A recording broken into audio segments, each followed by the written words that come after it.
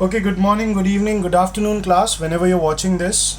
So, today we are starting with the topic that can matter change its state. मतलब हम जो matter state of matter से deal करते हैं solid, liquids and gases, क्या वो अपना state change कर सकते हैं और अगर वो कर सकते हैं so how will we be able to do it? So we are going to take an example of ice. हम थोड़े ice को heat करके उसमें जो state change of transformation आएगा उसको observe करेंगे. So let's start with it. Taking example of water, as we know it exists in three states: solid as ice, liquid as water and gas as water vapor. ठीक है. अब effect of change of temperature हम कैसे study करेंगे? We are going to look into the following setup. We are about to take 150 gram of ice and add thermometer to it. मतलब हम उसके अंदर thermometer डालेंगे. Thermometer का purpose क्या होता है? To study the change in temperature. Okay. We will start to heat it and note the temperature when ice start to melt. We note the temperature when all ice is converted to water. We record our observation and we repeat the same process from liquid to vapor and then we state whatever we have observed. तो हमें basically क्या करना है, हमें एक beaker का setup लेना है. I will show you it in a matter of time. और हमें ये फॉलोइंग सेटअप प्रिपेयर करना है और वो सेटअप प्रिपेयर करने के बाद हमको उसका स्टडी और ऑब्जर्वेशन रिपोर्ट करना है. So let's look into it how it is happening. So class here you can see this diagram carefully. यहाँ पे तो हमें यहाँ पे देखना क्या है सेटअप. यहाँ पे अपने पास आयरन स्टैंड है. यहाँ पे हियर इज़ अवर थर्मोमीटर जो हमने सेटअप किया to read the difference in temperature. We have glass stirrer to keep the continuity and even distribution of heat. अपने पास बीकर है, बीकर में आइस है. And what we are going to study the transformation कि जब ये ice को हम हीट करेंगे, आइस मेल्ट होके वाटर स्टेट में एंटर करेगा, तो what will be the transformation and what would be your observation. So here you can clearly see over here कि we have ice. These are the ice cubes which are present into the beaker. Now once we are done with this ice, we are going to go to the next setup, that is the similar one which is happening over here, and here we can come across the difference. So here you can clearly see that the heating, due to providing heat from the Bunsen burner over here, we can clearly see that ice has become a clear liquid. The clear liquid has been represented and there is a change in the state of matter. यहाँ पे हम clearly observe कर सकते हैं कि we have saw that solid has changed into liquid. Now after performing this experiment, what would be our observation? Let's come to that. Okay class, so after observing the diagram, we can come to the following observation. On heating or increasing the temperature of solid, we increase the kinetic energy. Kinetic energy increase करने का मतलब क्या होता है? We are going to increase the vibrational energy of the molecule. क्योंकि हमने उसको heat provide की है, तो हीट प्रोवाइड करने से क्या होगा? It is gaining energy and once it is gaining energy it is going to move accordingly. Second observation, due to increase in kinetic energy the particle start vibrating with greater speed. Simple सी बात है, आपने उनको energy provide की है, energy मिलने से क्या होगा? Molecules will start vibrating. What do I mean by that? If here is a molecule of a substance in the solid state, it is not vibrating, it is there in its position, but when you give the kinetic energy it will start to vibrate in its mean position. और जब ये vibrate करेगा तो ये अपनी energy next molecule को transfer करेगा and this is how the chain reaction starts and that is why we see there is a difference in the state of matter. Third observation, the energy supplied overcomes the forces of attraction between the particles and leave their fixed position and start moving freely. इसका मतलब क्या हुआ कि पहले जो particles थे वो एक दूसरे के साथ बहुत close knit थे.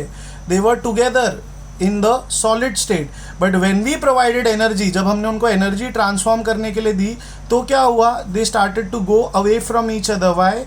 Because now they have gained energy. उनके पास energy आ गई है.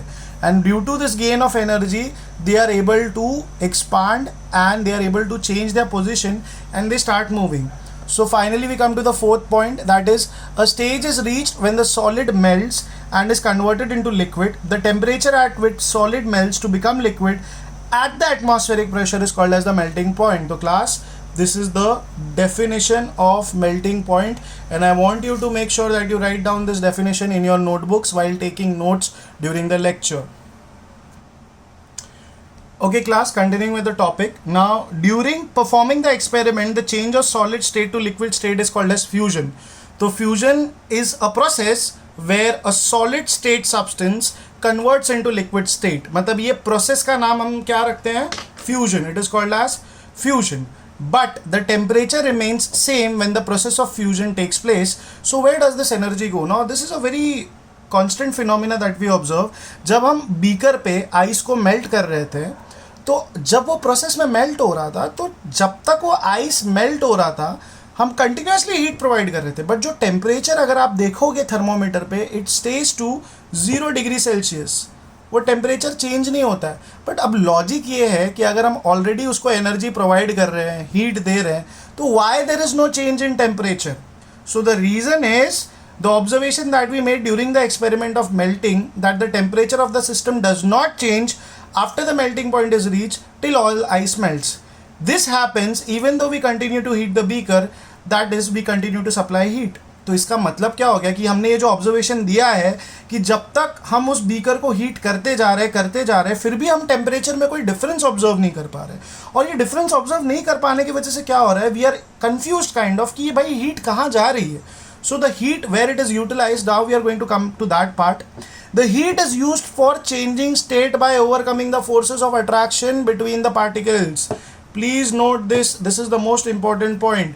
इसका मतलब क्या हो गया, जो हम हीट प्रोवाइड कर रहे हैं वो कहीं गायब नहीं हो रही है, वो एक्चुअली मॉलिक्यूल्स के बीच के अंदर की फोर्स को तोड़ने के काम आ रही है.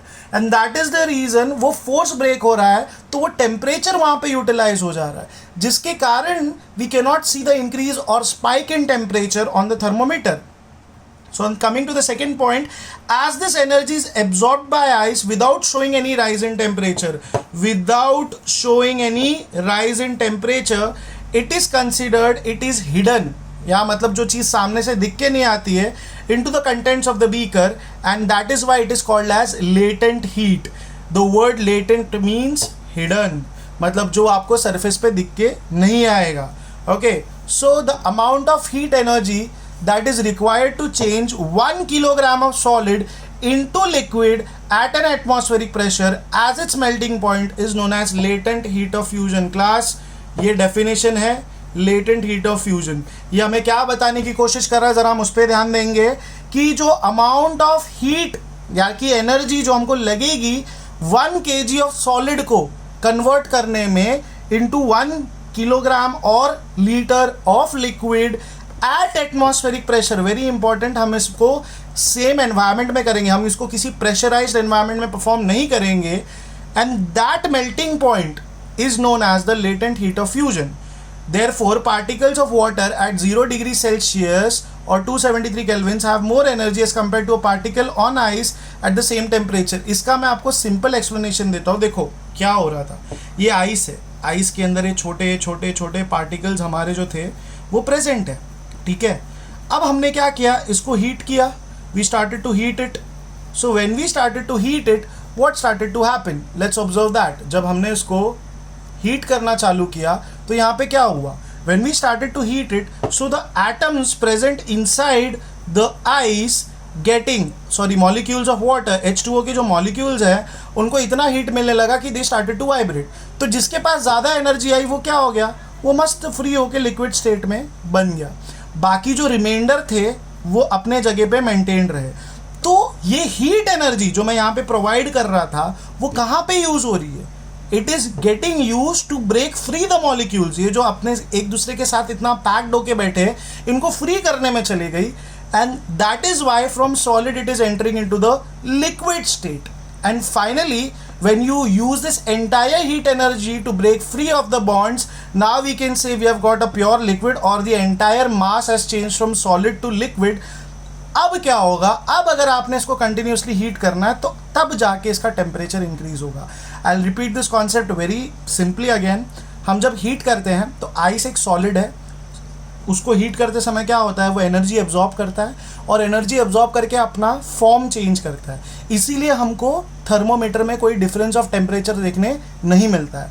और ये प्रोसेस, ये जो आप यहाँ पे प्रोसेस देख रहे हो, यहाँ पे हम क्या बोल सकते हैं कि यहाँ पे लेटेंट हीट का यूटिलाइजेशन हो रहा है. तो यहाँ पे क्या हो रहा है कि जो अमाउंट ऑफ एनर्जी एब्जॉर्ब हो रही है वो सॉलिड को लिक्विड के कन्वर्शन में जा रही है. तो वंस जब पूरा का पूरा सॉलिड लिक्विड में मेल्ट होके फॉर्म हो जाएगा, and then we'll continue to heat, then we'll observe a change in the temperature. So that was latent heat of fusion. Okay class, so the same explanation over here. When we supply heat energy to water, particles starts moving very fast or even faster. at a certain temperature a point is reached when particles have enough energy to break free. जैसे मैंने आपको बताया जो intermediate process था to converting from solid to liquid. Okay, at this temperature liquid starts changing into gas. The temperature at which liquid starts boiling at atmospheric pressure is called as boiling point. Class, again definition ये आपको अपने notebook में mention करना है. Okay, kelvin temperature scale. अब देखिए क्या होता है, जैसे कि हम फॉर एग्जाम्पल स्पीड है तो इंडिया में हम स्पीड को गवर्न करते हैं किलोमीटर पर hour. Okay, but if you are in US और एनी अदर नॉर्दर्न कंट्रीज और northern states of that country, वहाँ पे वो लोग माइल्स पर आवर के हिसाब से जाते हैं. That is a different unit. And again if you are talking about physics, वहाँ पे हम किसी भी यूनिट को डील करते हैं मीटर्स पर सेकेंड में. तो सिमिलरली टेम्परेचर की 3 स्केल है official, that is Kelvin, Fahrenheit and degree Celsius. तो कोरिलेशन क्या है between Kelvin and degree Celsius?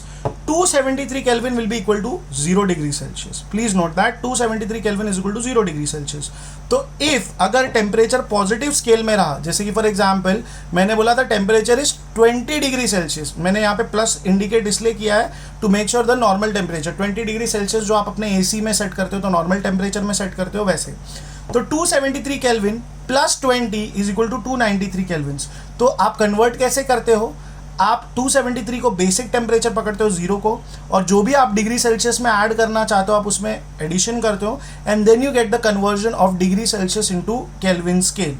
Similarly अगर आपका टेम्परेचर नेगेटिव स्केल में है तो आप उसको सब्ट्रैक्ट करोगे गिवन वैल्यू ऑफ केल्विन से. तो as we know 273 Kelvin is 0 degree Celsius, तो 0 के नीचे का जो नेगेटिव टेम्परेचर है वो 273 में से माइनस होगा. So here you can see we subtracted 273 minus 20, so what would we get? We would get 253 kelvins. Sorry for the error. यहाँ पे आपको आएगा 253 kelvins. That was the given value. तो यहाँ पे हमने क्या समझा? अगर टेम्परेचर पॉजिटिव स्केल है तो केल्विन वैल्यू से ऐड होता है, अगर टेम्परेचर नेगेटिव स्केल में है तो वो केल्विन वैल्यू से माइनस होता है. Finally coming to the conclusion and summary of anything. अगर आप सॉलिड स्टेट का सब्सटेंस है आपके पास, आप उसको हीट कर रहे हो, उसको एनर्जी प्रोवाइड कर रहे हो, तो लिक्विड स्टेट में एंटर करेगा. फर्दर अगर आपने लिक्विड स्टेट में उसको हीट किया तो किस में एंटर करेगा? गैसियस स्टेट में. एंड वाइस वर्सा, इसका टोटल ऑपोजिट है. गैस को अगर आप कूल करोगे तो लिक्विड स्टेट में एंटर करेगी, और लिक्विड को फर्दर कूल करोगे तो वो सॉलिड स्टेट में एंटर करेगी. इसका बेस्ट एग्जाम्पल अगर मैं आपको दूँ तो जैसे हमने वाटर को स्टडी किया, आइस को हमने हीट किया तो क्या बनता है? वाटर. वाटर को हमने फर्दर हीट किया तो वाटर वेपर. इसका रिवर्स मैकेनिज्म, ठंडी के मौसम में नहीं, गर्मी के मौसम में जब आप फ्रिज से बॉटल निकाल के बाहर रखते हो तो you can see after a certain amount of time उसके ऊपर ड्रॉपलेट्स, ड्यू ड्रॉप्स जैसा जमा हो जाता है. तो बेसिकली क्या होता है, वो वाटर वेपर कूल हो जाता है, कंडेंस हो जाता है on the surface of the bottle to give you the liquid state. Further अगर आपने उस वाटर को जमा करके फ्रीजर में डाल दिया तो वापस क्या बन जाएगा? Ice, which is known as what? Basically the solid state. So we conclude that state of matter can be changed by the change of temperature. So that was in all the conclusion for this lecture. Thank you for your time.